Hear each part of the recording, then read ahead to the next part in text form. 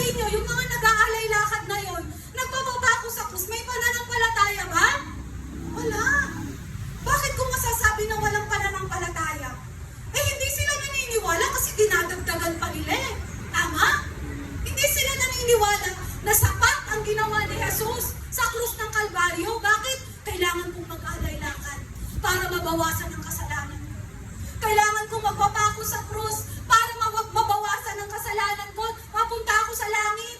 Kailangan kong bumisita sa mga iglesia para mabawasan ang kasalanan ko. Hindi, wala na tayong kailangan gawin. Hindi mo na kailangan magpapako sa krus, maglakad ng paluhod, mag-alay lakad. Hindi na. Magpasyon. Hindi na. Kasi bakit? Nagawa na lahat. It is complete. Sabi nga ng ating Panginoon, tetelestai. Lahat, bayad na. Lahat, tapos na. Nagawa ko na lahat.